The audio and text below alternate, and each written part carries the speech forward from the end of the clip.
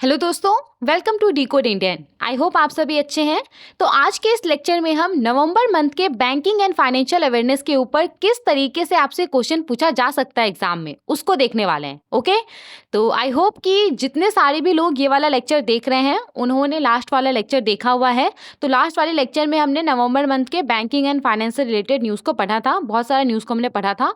तो उन सब के ऊपर हम एमसीक्यू तो देखेंगे ही, साथ ही में जिन न्यूज़ को हमने नहीं भी देखा था और जो नवंबर मंथ का है उसके ऊपर भी आज के इस लेक्चर में हम एमसीक्यू को देखने वाले हैं। ओके, तो चलिए शुरू करते हैं बिना किसी डिले के। अगर आपको इस लेक्चर का पीडीएफ चाहिए होगा तो वो भी आपको मिल जाएगा।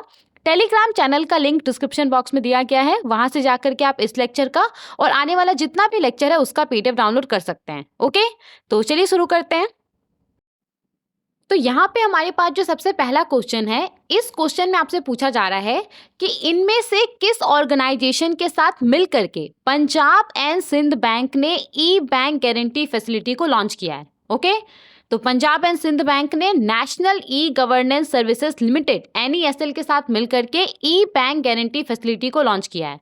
तो इस हिसाब से यहाँ पे हमारा जो राइट आंसर होगा वो क्या होगा? Option B, national e governance services limited NESL। Okay, तो पंजाब एंड सिंध बैंक जो कि हमारे देश का एक पब्लिक सेक्टर बैंक है, इसने ई बैंक गारंटी फैसिलिटी को लॉन्च किया है national e governance services limited के साथ मिल करके। तो अब जो पंजाब एंड सिंध बैंक है वो इलेक्ट्रॉनिकली जो बैंक गारंटीज होता है इसको इशू कर सकता है। ओके, तो यहाँ पे आपसे बैंक का नाम पूछा जा सकता है और किसके साथ मिल करके किसके पार्टनरशिप के साथ यहाँ पे इसको लॉन्च किया गया वो आपसे पूछा जा सकता है। ओके, समझ में आ गया पहला वाला क्वेश्चन। आगे बढ़ते हैं, नेक्स्ट क्वेश्चन को देखते हैं। यहाँ पे जो हमारे पास क्वेश्चन है, इस क्वेश्चन में आपसे पूछा जा रहा है कि national e governance services limited NESL का प्राइमरी रोल क्या है। तो देखिए, ये जो NESL है वो करता क्या है, ये ना एक सिक्योर डिजिटल रिपोजिटरी के तौर पे काम करता है। डेट से या क्लेम से जुड़ा हुआ जो वेरीफाइड इंफॉर्मेशन रहता है उसको ये अपने पास स्टोर करने का काम करता है। तो इसके पास ना डेट से जुड़ा हुआ एक्यूरेट और ट्रस्टेड रिकॉर्ड रहता है। तो ये ना इसके पास जो रिकॉर्ड रहता है वो एक लीगल एविडेंस के तौर पे काम करता है डिस्प्यूट के केस में, इंसॉल्वेंसी प्रोसीडिंग्स के केस में। ओके, तो यहाँ पे इस हिसाब से हमारा जो राइट आंसर होगा वो क्या होगा? Serve as a repository of legal evidence for debts and claims. तो यहाँ पे जो राइट ऑप्शन है वो क्या होगा? Option A, serve as a repository of legal evidence for debts and claims. तो जो NESL है वो भारत का पहला इंफॉर्मेशन यूटिलिटी है जो कि insolvency and bank करप्सी board of India के तहत रजिस्टर्ड है, इंसॉल्वेंसी एंड बैंक करप्सी कोड 2016 के अंदर। और यहाँ पे ये करता क्या है? तो ये as a secure digital repository के तौर पे काम करता है। डेट से, क्लेम से जुड़ा हुआ जो इन्फॉर्मेशन रहता है, जो वेरीफाइड इन्फॉर्मेशन रहता है उसको ये स्टोर करने का काम करता है। तो इसके पास डेट से जुड़ा हुआ एक्यूरेट और ट्रस्टेड रिकॉर्ड रहता है जो कि एज अ लीगल एविडेंस के तौर पे काम करता है डिस्प्यूट के केस में, जो इंसॉल्वेंसी प्रोसीडिंग्स होता है उसके केस में। ठीक है, तो इसीलिए यहाँ पे हमारा जो राइट आंसर था वो क्या था? Option A, serve as a repository of legal evidence for debts and claims. समझ में आ गया सेकेंड वाला भी क्वेश्चन। आगे बढ़ते हैं, नेक्स्ट क्वेश्चन को देखते हैं। यहाँ पे हमारे पास जो क्वेश्चन है, इस क्वेश्चन में सिंपली आपसे पंजाब एंड सिंध बैंक का टैगलाइन पूछा जा रहा है। तो पंजाब एंड सिंध बैंक का टैगलाइन क्या है? Where service is a way of life. Okay, तो इस हिसाब से हमारा जो राइट आंसर है वो क्या है? Option D, where service is a way of life. ये पंजाब एंड सिंध बैंक का टैगलाइन है। ओके, नेक्स्ट क्वेश्चन देखते हैं। यहाँ पे हमारे पास जो क्वेश्चन है, इस क्वेश्चन में आपसे पूछा जा रहा है कि इनमें से किस इंडियन बैंक के द्वारा इंटरनेशनल मनी ट्रांसफर के लिए, भारत के बाहर जो पैसा भेजा जाता है उसके लिए रियल टाइम ट्रैकिंग फैसिलिटी को इंट्रोड्यूस किया गया है। तो अभी हाल ही में IDFC फर्स्ट बैंक के द्वारा भारत के बाहर जो पैसा भेजा जाता है उसको रियल टाइम में ट्रैक करने के लिए रियल टाइम ट्रैकिंग फैसिलिटी को इंट्रोड्यूस किया गया है। तो इस हिसाब से यहाँ पे हमारा जो राइट आंसर होगा वो क्या होगा?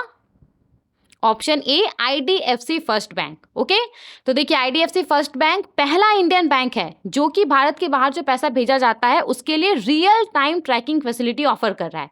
देखिए, जब आप UPI से किसी को पेमेंट करते हैं तो हम रियल टाइम में उसको ट्रैक कर पाते हैं, राइट, कि हमारा पेमेंट सक्सेसफुल हो गया है, पेमेंट पेंडिंग है, ये सब चीज़ हम रियल टाइम में देख पाते हैं।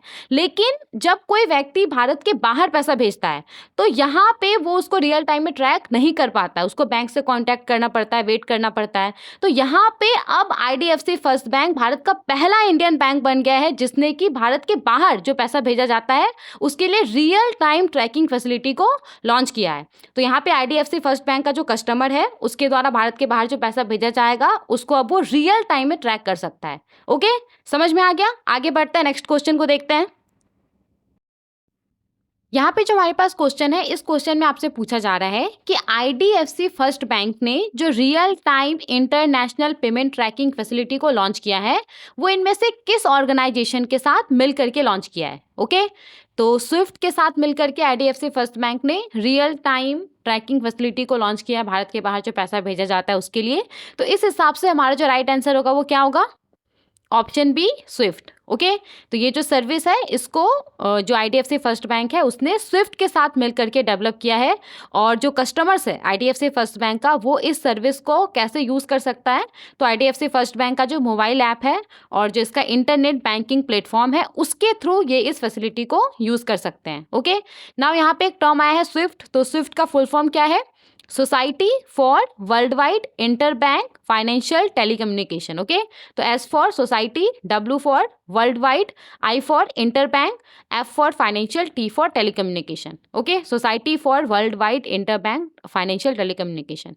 ओके, समझ में आ गया? ये वाला क्वेश्चन सिंपली आपसे पूछा जा रहा था कि ये जो सर्विस को डेवलप किया गया है real time international payment tracking facility, तो इसको किसके साथ मिल करके डेवलप किया गया है? तो यहाँ पे स्विफ्ट के साथ मिलकर के इसको डेवलप किया गया है। ओके, आगे बढ़ते हैं, नेक्स्ट क्वेश्चन को देखते हैं। यहाँ पे हमारे पास जो क्वेश्चन है, इस क्वेश्चन में आपसे पूछा जा रहा है कि इनमें से किस ऑर्गेनाइजेशन के द्वारा global payments innovation which is GPI इसको डेवलप किया गया है। तो ग्लोबल पेमेंट्स इनोवेशन को स्विफ्ट के द्वारा डेवलप किया गया है। तो इस हिसाब से यहाँ पे जो राइट आंसर होगा वो क्या होगा? ऑप्शन सी, स्विफ्ट। ओके, तो ये जो ग्लोबल पेमेंट इनोवेशन है GPI इसको 2017 में स्विफ्ट ने लॉन्च किया था। जो क्रॉस बॉर्डर पेमेंट्स होता है, एक देश से दूसरे देश के अंदर जो पैसा भेजा जाता है तो उसके स्पीड को, ट्रांसपेरेंसी को, ट्रेसेबिलिटी को इन्हेंस करने के लिए स्विफ्ट ने यहाँ पे इसको लॉन्च किया था।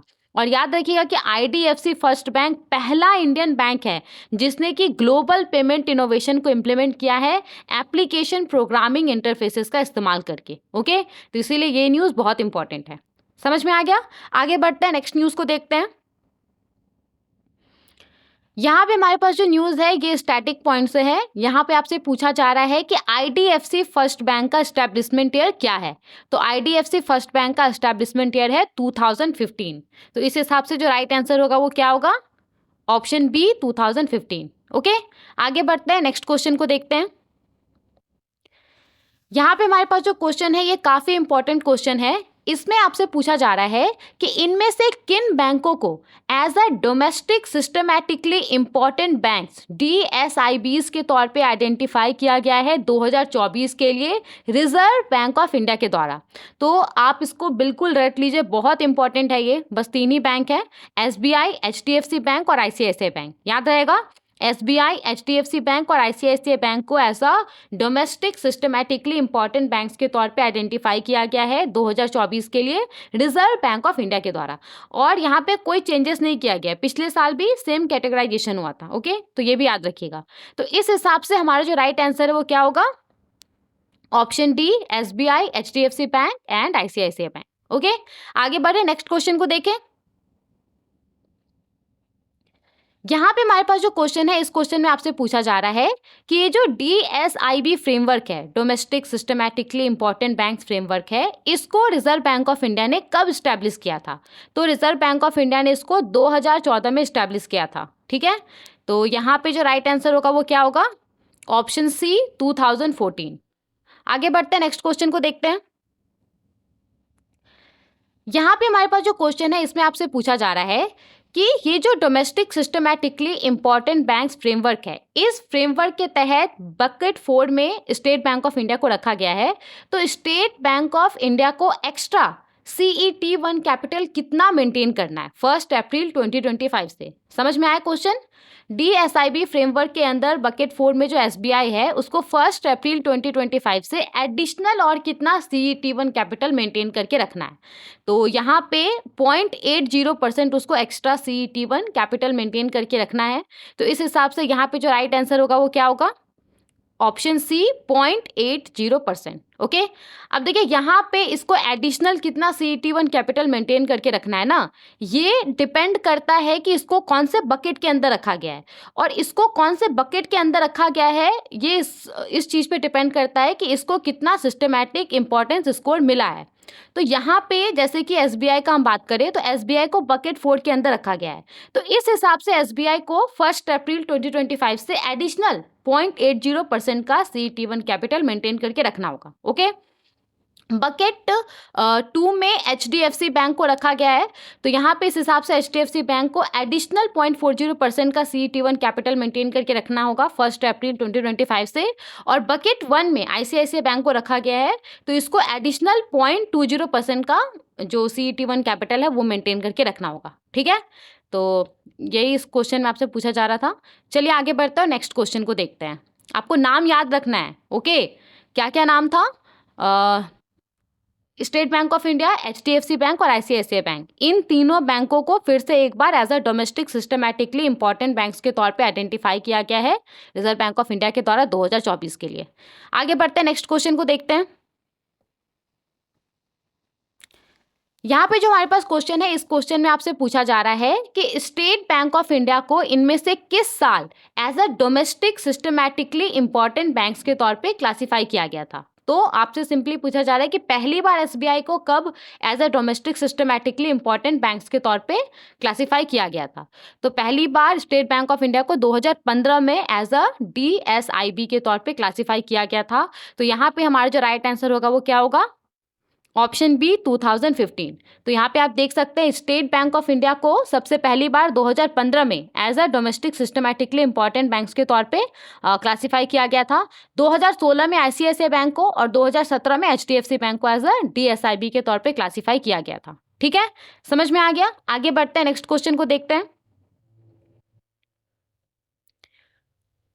यहाँ पे हमारे पास जो क्वेश्चन है, इस क्वेश्चन में आपसे पूछा जा रहा है कि स्टेट बैंक ऑफ इंडिया कितना फंड बोरो करने वाला है जो कि 2024 का लार्जेस्ट डॉलर डिनोमिनेटेड लोन होगा।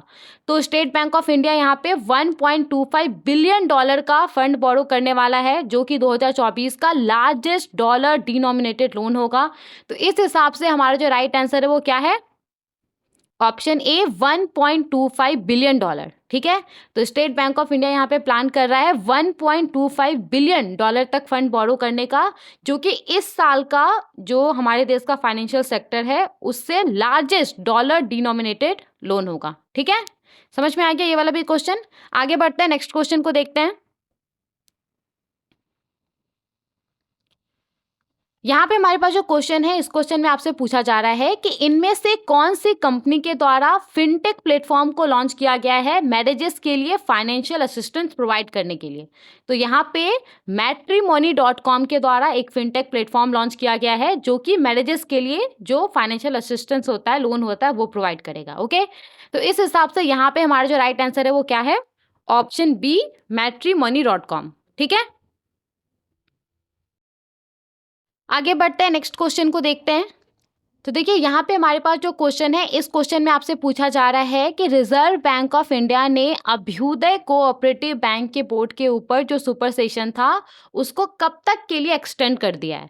तो अभ्युदय कोऑपरेटिव बैंक के बोर्ड ने तो रिजर्व बैंक ऑफ इंडिया ने अभ्युदय कोऑपरेटिव बैंक बोर्ड के ऊपर जो सुपर सेशन था उसको नवंबर 2025 तक एक्सटेंड कर दिया है। इसका मतलब क्या है? इसका मतलब ये है कि नवंबर 2025 तक ये जो अभ्युदय कोऑपरेटिव बैंक का बोर्ड है वो रिजर्व बैंक ऑफ इंडिया के द्वारा अपॉइंटेड एडमिनिस्ट्रेटर के कंट्रोल में रहेगा। ओके, तो इस हिसाब से यहाँ पे हमारा जो राइट आंसर है वो क्या होगा? ऑप्शन बी नवंबर 2025। ओके, तो यहाँ पे रिजर्व बैंक ऑफ इंडिया ने अभ्युदय कोऑपरेटिव बैंक के बोर्ड के ऊपर जो सुपरसेशन था उसको नवंबर और 1 साल के लिए उसको एक्सटेंड कर दिया है, नवंबर 2025 तक के लिए एक्सटेंड कर दिया है।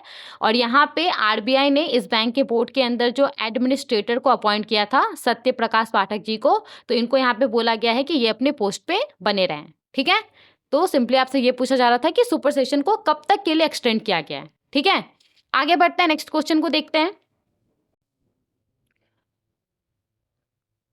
यहाँ पे हमारे पास जो क्वेश्चन है, इस क्वेश्चन में आपसे पूछा जा रहा है कि इनमें से कौन से बैंक के बोर्ड को रिजर्व बैंक ऑफ इंडिया ने सुपरसीड किया है। तो अभी अभी हमने देखा अभ्युदय कोऑपरेटिव बैंक के बोर्ड को रिजर्व बैंक ऑफ इंडिया ने सुपरसीड किया है। तो यहाँ पे हमारा जो राइट आंसर होगा वो क्या होगा? Option D, Abhyudaya cooperative bank. Okay, multi state cooperative bank है ये। तो इसके ऊपर पिछले साल रिजर्व बैंक ऑफ इंडिया ने इसको सुपरसीड कर दिया था, इसके बोर्ड को 1 साल के लिए सुपरसीड किया था। अभी सुपरसेशन को और 1 साल के लिए नवंबर 2025 तक के लिए बढ़ा दिया गया है। ठीक है, आगे बढ़ते हैं, नेक्स्ट क्वेश्चन को देखते हैं। यहाँ पे हमारे पास जो क्वेश्चन है, इस क्वेश्चन में आपसे पूछा जा रहा है कि इनमें से किस ऑर्गेनाइजेशन के द्वारा उत्तराखंड में water supply, sanitation, urban services को अपग्रेड करने के लिए लोन को अप्रूव किया गया है। ओके, तो किस ऑर्गेनाइजेशन के द्वारा उत्तराखंड में water supply, sanitation, urban services को अपग्रेड करने के लिए लोन प्रोवाइड किया गया है? तो यहाँ पे एशियन डेवलपमेंट बैंक के द्वारा ऐसा किया गया है। तो यहाँ पे हमारा जो राइट आंसर होगा वो क्या होगा? Option C, Asian development bank. ठीक है, आगे बढ़ते हैं, नेक्स्ट क्वेश्चन को देखते हैं। देखिए यहाँ पे हमारे पास जो क्वेश्चन है, इसमें आपसे अमाउंट पूछा जा रहा है कि एशियन डेवलपमेंट बैंक ने कितने अमाउंट का लोन अप्रूव किया है उत्तराखंड लिएबिलिटी इम्प्रूवमेंट प्रोजेक्ट के लिए। तो यहाँ पे एशियन डेवलपमेंट बैंक ने कितने अमाउंट का लोन अप्रूव किया है? $200 मिलियन का लोन अप्रूव किया है। ओके, उत्तराखंड के अंदर जो उत्तराखंड लिएबिलिटी इम्प्रूवमेंट प्रोजेक्ट है उसको सपोर्ट करने के लिए। तो इस हिसाब से यहाँ पे हमारा जो राइट आंसर होगा वो क्या होगा? Option B, $200 million. तो यहाँ पे एशियन डेवलपमेंट बैंक ने $200 मिलियन का लोन अप्रूव किया है उत्तराखंड के अंदर लोगों का जो क्वालिटी ऑफ लाइफ है उसको इन्हेंस करने के लिए, लोगों को और भी ज़्यादा क्लाइमेट रिजिलियंट बनाने के लिए। और ये जो $200 मिलियन का लोन अप्रूव किया गया है उसका फोकस किस चीज़ के ऊपर रहेगा? तो water supply, sanitation, urban mobility, urban services, इन सबको अपग्रेड करने के ऊपर रहेगा कि वहाँ के जो लोग हैं उनको, जितने भी लोग हैं उन सभी को क्लीन वाटर मिल सके, वहाँ का जो इन्वायरमेंट है वो अच्छा हो, वहाँ पे ट्रांसपोर्टेशन का सुविधा अच्छा हो। तो इन सब चीज़ों को अपग्रेड करने के ऊपर ये जो $200 मिलियन का लोन है उसका फोकस रहेगा। ओके, समझ में आ गया? तो आपसे अमाउंट पूछा जा सकता है, प्रोजेक्ट का नाम पूछा जा सकता है, या फिर सिंपली आपसे ये पूछा जा सकता है कि किस पर्पस के लिए। ओके, तो वहाँ के लोगों का जो क्वालिटी ऑफ लाइफ है उसको इम्प्रूव करने के लिए। या फिर अगर आपसे प्रोजेक्ट का नाम पूछेगा तो क्या होगा? Uttarakhand liability improvement project. ठीक है, आगे बढ़े, नेक्स्ट क्वेश्चन को देखें।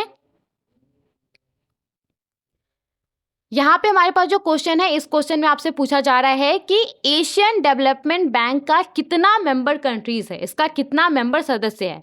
तो एशियन डेवलपमेंट बैंक का 69 मेंबर कंट्रीज है। तो इस हिसाब से यहाँ पे हमारा जो राइट आंसर होगा वो क्या होगा? Option C, 69। ठीक है, और एशियन डेवलपमेंट बैंक के बारे में यहाँ पे देख लीजिए। तो इसका एस्टैब्लिशमेंट ईयर 19 दिसंबर 1966 है। इसका हेडक्वार्टर मेंडलयोंग फिलीपींस के अंदर है। इसके प्रेसिडेंट का नाम है मसात्सुगु असाकावा। और एशियन डेवलपमेंट बैंक का कितना मेंबर कंट्रीज है? तो इसका टोटल 69 मेंबर कंट्रीज है। पहले ये 68 था, अभी इजराइल इसमें ऐड हो गया है, तो ये टोटल कितना हो गया? 69 कंट्रीज हो गया है। और ये भी याद रखिएगा, इस पॉइंट से आपसे क्वेश्चन पूछा जा सकता है कि एशिया पैसिफिक रीजन से कितना मेंबर है। तो एशिया पैसिफिक रीजन से 49 मेंबर्स है। ओके, और जो बाकी है 20 मेंबर वो अदर रीजन से है। ठीक है, तो इस पॉइंट से भी आपसे क्वेश्चन पूछा जा सकता है, इसीलिए मैंने इसको यहाँ पे एक्सप्लेन कर दिया है। समझ में आ गया? आगे बढ़ते हैं, नेक्स्ट क्वेश्चन को देखते हैं। यहाँ पे हमारे पास जो क्वेश्चन है, इस क्वेश्चन में आपसे पूछा जा रहा है कि हिमाचल प्रदेश के अंदर टूरिज्म को बढ़ावा देने के लिए एशियन डेवलपमेंट बैंक के द्वारा कितने अमाउंट का लोन अप्रूव किया गया है। तो देखिए, मैंने आपको बोला था ना कि अमाउंट पे क्वेश्चन पूछा जा सकता है कि कितने अमाउंट का लोन अप्रूव किया गया है, या फिर जो प्रोजेक्ट का नाम है उस पे क्वेश्चन पूछा जा सकता है कि किस प्रोजेक्ट को सपोर्ट करने के लिए लोन अप्रूव किया गया है, या तो सिंपली आपसे ये पूछा जा सकता है कि किस चीज़ के लिए, किस पर्पस के लिए लोन अप्रूव किया गया है। ठीक है, तो हालांकि यहाँ पे तो अमाउंट पूछा जा रहा है, तो क्या पूछा जा रहा है आपसे कि हिमाचल प्रदेश में टूरिज्म को बढ़ावा देने के लिए एशियन डेवलपमेंट बैंक ने कितने अमाउंट का लोन अप्रूव किया है। तो हिमाचल प्रदेश के अंदर टूरिज्म को बढ़ावा देने के लिए एडीबी ने 162 मिलियन डॉलर का लोन अप्रूव किया है। तो इस हिसाब से यहाँ पे हमारा जो राइट आंसर होगा वो क्या होगा, ऑप्शन सी 162 मिलियन डॉलर। तो याद रखिएगा, उत्तराखंड के अंदर वहाँ के लोगों का क्वालिटी ऑफ लाइफ को इम्प्रूव करने के लिए 200 मिलियन डॉलर का लोन अप्रूव किया गया है। ओके, और हिमाचल प्रदेश के अंदर टूरिज्म को बढ़ावा देने के लिए, ताकि यहाँ पे ज़्यादा से ज़्यादा टूरिस्ट आएँ, उसके लिए 162 मिलियन डॉलर का लोन अप्रूव किया गया है एशियन डेवलपमेंट बैंक के द्वारा। तो ये न्यूज़ अक्टूबर का था, फिर भी मैंने यहाँ पे ऐड कर दिया है। ठीक है, आगे बढ़ते हैं, नेक्स्ट न्यूज़ को देखते हैं। यहाँ पे हमारे पास जो क्वेश्चन है, इस क्वेश्चन में आपसे पूछा जा रहा है कि इनमें से किस तरह के सिक्योरिटीज को रिजर्व बैंक ऑफ इंडिया ने फुल्ली एक्सेसिबल रूट के अंदर शामिल कर दिया है। तो 10 ईयर का मैच्योरिटी वाला जो सोवरेन ग्रीन बॉन्ड्स होता है, उसको हाल ही में रिजर्व बैंक ऑफ इंडिया ने ये जो फुल्ली एक्सेसिबल रूट है उसके अंदर शामिल कर दिया है। मतलब कि अब 10 ईयर का मैच्योरिटी वाला जो सोवरेन ग्रीन बॉन्ड्स है, इसके अंदर जो फॉरेन इन्वेस्टर्स है, जो नॉन रेसिडेंट इन्वेस्टर्स हैं, वो बिना किसी रिस्ट्रिक्शंस के कितना भी पैसा इन्वेस्ट कर सकते हैं। तो इस हिसाब से यहाँ पे हमारा जो राइट आंसर होगा वो क्या होगा, option B 10 year sovereign green bonds. ठीक है, याद रहेगा ये।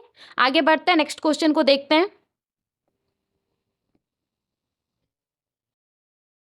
यहाँ पे हमारे पास जो क्वेश्चन है, इस क्वेश्चन में आपसे पूछा जा रहा है कि गवर्नमेंट सिक्योरिटीज के अंदर जो नॉन रेसिडेंट इन्वेस्टमेंट होता है, उसको लेकर के FAR का क्या मतलब है। तो यहाँ पे आपसे FAR का फुल फॉर्म पूछा जा रहा है। तो FAR का फुल फॉर्म क्या है, अभी हमने देखा था, फुल्ली एक्सेसिबल रूट। ओके, तो इस हिसाब से यहाँ पे हमारा जो राइट आंसर है वो क्या होगा, option D fully accessible route.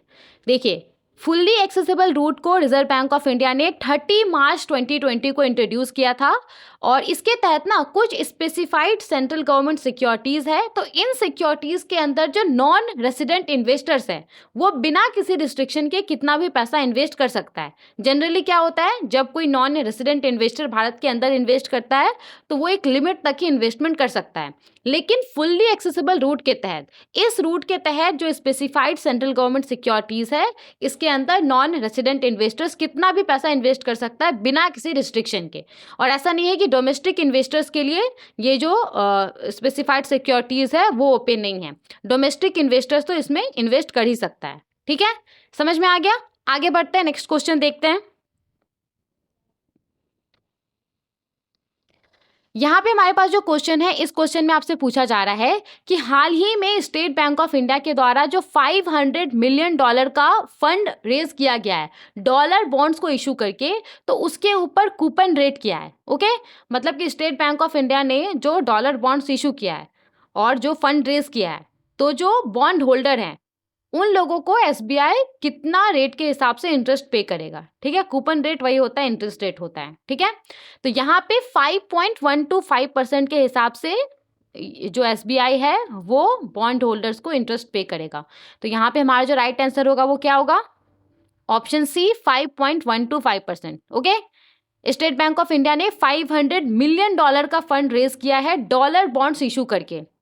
देखिए, डॉलर बॉन्ड्स यहाँ पे कुछ भी नहीं है, ये ऐसा बॉन्ड्स है जो कि डॉलर में डिनोमिनेटेड है, रुपी में डिनोमिनेटेड नहीं है, ये डॉलर में डिनोमिनेटेड है। ओके, और यहाँ पे इन बॉन्ड्स का जो मैच्योरिटी पीरियड है वो कितना है, तो इन बॉन्ड्स का मैच्योरिटी पीरियड है 5 ईयर्स। ओके, और इसके ऊपर किस रेट के हिसाब से जो इंटरेस्ट है वो प्रोवाइड किया जाएगा बॉन्ड होल्डर्स को, तो 5.125% के रेट के हिसाब से इंटरेस्ट प्रोवाइड किया जाएगा SBI के द्वारा बॉन्ड होल्डर को। ठीक है, और यहाँ पे ये जो SBI ने फंड रेज किया है वो अपने किस ब्रांच के थ्रू किया है, तो इसका जो लंदन ब्रांच है उसके थ्रू ये फंड रेज किया गया है। ठीक है, समझ में आ गया ये वाला क्वेश्चन।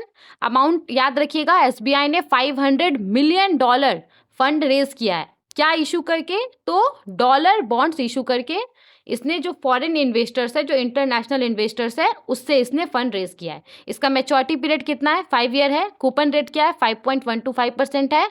और किस ब्रांच के थ्रू फंड रेज किया गया है? तो लंदन ब्रांच के थ्रू फंड रेज किया गया है। कहीं से भी क्वेश्चन पूछा जा सकता है। ठीक है, आगे बढ़ते हैं, नेक्स्ट क्वेश्चन को देखते हैं। तो यहाँ पे हमारे पास जो क्वेश्चन है इसमें आपसे पूछा जा रहा है कि अभी स्टेट बैंक ऑफ इंडिया के द्वारा जो डॉलर बॉन्ड्स इशू किया गया है उसका मेच्योरिटी पीरियड क्या है? तो अभी हमने देखा था कितना इसका मेच्योरिटी पीरियड 5 ईयर्स है। तो इस हिसाब से यहाँ पे हमारा जो राइट आंसर होगा वो क्या होगा? Option B, 5 years. ओके, आगे बढ़ते हैं, नेक्स्ट क्वेश्चन को देखते हैं।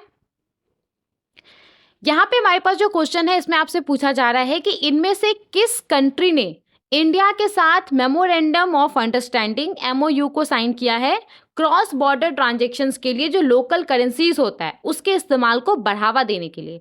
तो अभी हाल ही में मालदीव और इंडिया ने इस तरीके का एक मेमोरेंडम ऑफ अंडरस्टैंडिंग को साइन किया है। तो इस हिसाब से यहाँ पे हमारा जो राइट आंसर होगा वो क्या होगा?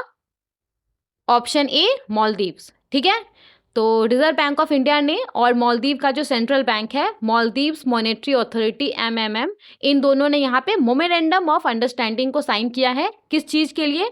तो जो क्रॉस बॉर्डर ट्रांजैक्शन होता है, दोनों देशों के बीच में जो ट्रांजैक्शन होता है, जो बिजनेसेस होता है, उसके लिए लोकल करेंसीज, जैसे कि इंडिया का क्या है? इंडियन रुपी है, और मालदीव का क्या है? मालदीवियन रुपयन है।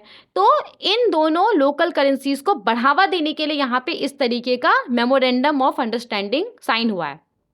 तो यहाँ पे इसका उद्देश्य क्या है?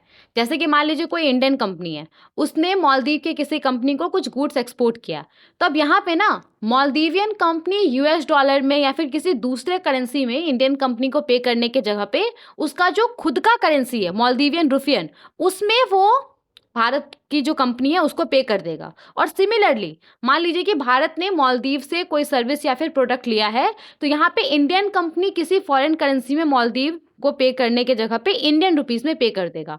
तो यहाँ पे इन दोनों करेंसीज को, जो लोकल करेंसीज है, इसको बढ़ावा देने के लिए आरबीआई ने और मालदीव का मालदीव मॉनेटरी अथॉरिटी ने मेमोरेंडम ऑफ अंडरस्टैंडिंग को साइन किया है। ठीक है, समझ में आ गया? आगे बढ़ते हैं, नेक्स्ट न्यूज को देखते हैं। यहाँ पे हमारे पास जो क्वेश्चन है, इस क्वेश्चन में आपसे पूछा जा रहा है कि हाल ही में कर्नाटक बैंक ने जो KBL peak education loan product को ऑफर किया है, तो इसका मैक्सिमम लोन अमाउंट क्या है? तो यहाँ पे इसका जो मैक्सिमम लोन अमाउंट है वो है 2 करोड़ रुपीज़। ओके, तो इस एजुकेशन लोन प्रोडक्ट के तहत स्टूडेंट को मैक्सिमम 2 करोड़ रुपए तक का जो लोन है वो प्रोवाइड किया जा सकता है। तो इस हिसाब से यहाँ पे हमारा जो राइट आंसर होगा वो क्या होगा? Option B, 2 crore rupees. Okay, तो कर्नाटक बैंक ने यहाँ पे 2 स्टूडेंट फोकस्ड फाइनेंशियल प्रोडक्ट को लॉन्च किया है। तो इन दोनों का नाम क्या है? एक का तो नाम है केबीएल पीक और एक का नाम है केबीएल जीनियर। ओके, तो केबीएल पीक एक एजुकेशन लोन है, तो इसके तहत ना किसी स्टूडेंट को मैक्सिमम 2 करोड़ रुपए तक का जो एजुकेशनल लोन होता है वो प्रोवाइड किया जा सकता है। और दूसरा है केबीएल जीनियस, तो ये एक स्टूडेंट सेविंग्स अकाउंट है, और इसका सबसे बड़ा खासियत क्या है? तो ये अपनी तरह का पहला अकाउंट है जो कि फ्री साइबर इंश्योरेंस स्टूडेंट को प्रोवाइड करता है। मतलब कि जो ऑनलाइन फ्रॉड होता है, आइडेंटिटी थेफ्ट होता है, तो इन सब चीज़ों से ये स्टूडेंट को प्रोटेक्ट करेगा। ठीक है, तो ये अपनी तरह का पहला स्टूडेंट सेविंग्स अकाउंट है जो कि फ्री साइबर इंश्योरेंस प्रोवाइड कर रहा है स्टूडेंट को। समझ में आ गया? तो इन दोनों का नाम याद रखिएगा, केबीएल पीक और केबीएल जीनियस। केबीएल पीक क्या है? एजुकेशनल लोन है, और इसके तहत जो मैक्सिमम लोन अमाउंट है वो कितना है? 2 करोड़ रुपीज़। और केबीएल जीनियस क्या है? ये स्टूडेंट सेविंग्स अकाउंट है, और इसका खासियत क्या है? ये अपनी तरह का पहला ऐसा स्टूडेंट सेविंग्स अकाउंट है जो कि स्टूडेंट को cyber insurance, free cyber insurance provide करेगा। समझ में आ गया? आगे बढ़े, नेक्स्ट न्यूज़ को देखें। यहाँ पे हमारे पास जो क्वेश्चन है इसमें आपसे सिंपली ये पूछा जा रहा है कि ड्यूज बैंक ने भारत के अंदर इसका जो ऑपरेशन है उसमें कितना पैसा इन्वेस्ट किया है। तो यहाँ पे हाल ही में ड्यूज बैंक ने भारत के अंदर इसका जो ऑपरेशन है उसको ग्रो करने के लिए 5,113 करोड़ रुपीस इन्वेस्ट किया है। तो इस हिसाब से यहाँ पे हमारा जो राइट आंसर होगा वो क्या होगा? Option C, 5,113 crore rupees. Okay, तो ड्यूज बैंक ने यहाँ पे भारत के अंदर इसका जो बिजनेस है उसके अंदर 5,113 करोड़ रुपीस इन्वेस्ट किया है और रिसेंट ईयर में ये इसका सबसे बड़ा फाइनेंशियल कंट्रीब्यूशन है भारत के अंदर। ठीक है, तो ये आज के इस लेक्चर का लास्ट क्वेश्चन था। आई होप जितने सारे भी क्वेश्चंस हमने यहाँ पे डिस्कस किए हैं वो सब आपको समझ में आ गए होंगे। कहीं पे भी अगर आपको कोई कंफ्यूजन रहता है तो आप कमेंट में हमसे पूछ सकते हैं। Thank you so much for watching.